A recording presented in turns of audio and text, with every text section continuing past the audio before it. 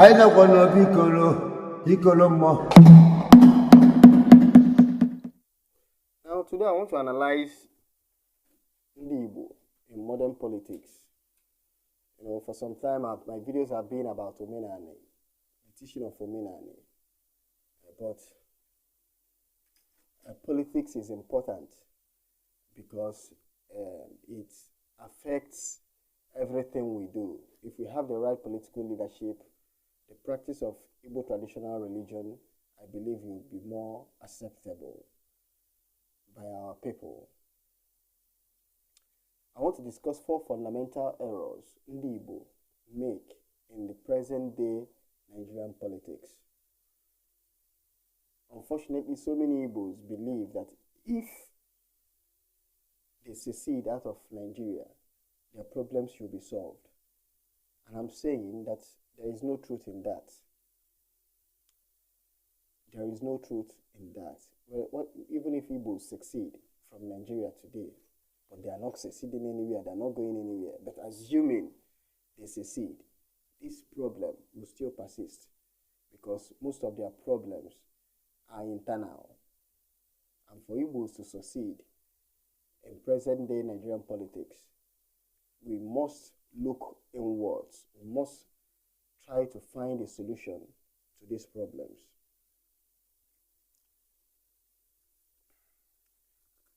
Now, one of these problems, the first one is what? Lack of cohesion, internal cohesion. Igbos afụrụ onwe ha n'anya, anyị wabụ ndị Igbo afụrụ onwe anyị n'anya. We are the only tribe, major tribe in Nigeria, whereby an Igbo person, for example, I'm from Nnewi, I reside in Nnewi.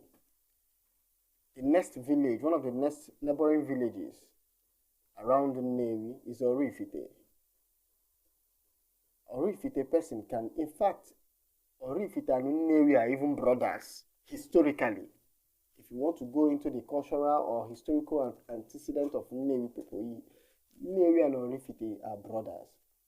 Now imagine that an Orifite person can live in Nnewi for 20 years, yet find it very difficult to contest for a political position in Nnewi, or even attend meeting that has no cultural connotation to it, meeting that has to do with local administration. Such Orifite person will be counted as a stranger within the Nnewi environs, despite that he has lived in that community for almost 20 years. So this is a problem. In Igbo land, you hear another Igbo person, referring to someone in a another Igbo person in a condescending manner. One Abakiliki, one Soka, one Ngwa, one this one, and you are saying it with a kind of derogatory tone, that you with an air of superiority, as if you are more Igbo than the other. As if you are more Igbo than the other. So Igbos must learn to love themselves. They must learn to be united. An Igbo man is supposed to be an Igbo man anywhere in an Igbo.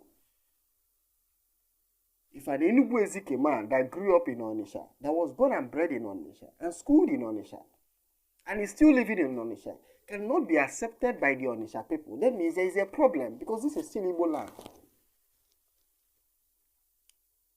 If an Omahia person that have lived all his life in Owerri cannot contest for the governorship position of Owerri or of Imo State, then there is a problem. There is no cohesion. An Igbo man is supposed to be an Igbo man anywhere. I've said it repeatedly. We must be able to differentiate between political leadership and religious leadership.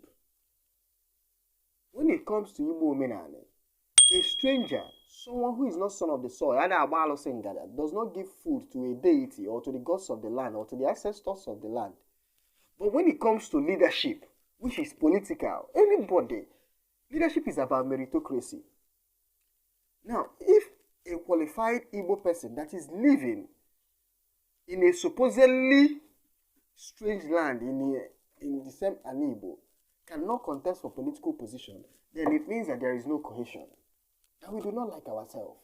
And this is the fundamental problem that we must solve as it comes to politics. An Igbo man is supposed to be an Igbo man anywhere. An Igbo man is supposed to be welcome anywhere in Igbo land. We have not solved this problem. Rather, we are looking for those who are marginalizing us. It's a shame that we have not looked at the monsters that we are creating in our own eyes. Rather, we are more concerned with little problems that are happening far away from us. Now, the second problem, fundamental errors that we need to correct when it comes to modern politics as far as Igbo is concerned, is ridiculing Nnamdi Azikiwe. The most accomplished Igbo politician to date is Dr. Nnamdi Azikiwe. Yet many Igbos insult him. They call him a saboteur. They call him a sellout. They say all manner of things against him. This is wrong. This is wrong. If there is anybody that gave Igbo standing politically in Igbo land, in Nigeria, it is Nnamdi Azikiwe.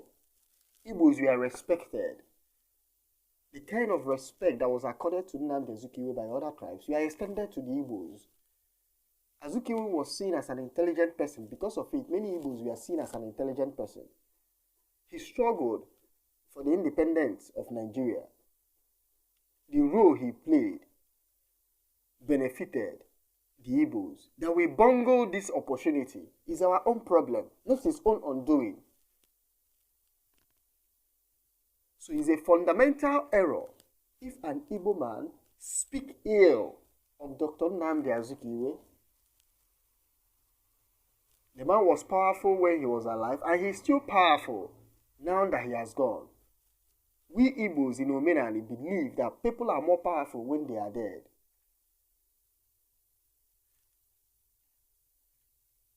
So as a diseased person, as someone who has gone to be with ancestors, we believe that Nnamdi Azikiwe is still powerful and he can guide us aright.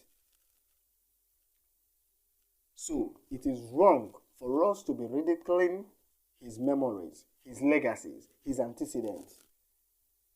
He deserves our appreciation, not our condemnation. Those of us who have studied history agree in toto that Nnamdi Azikiwe contributed greatly towards the intellectual radicalization of the Igbo race.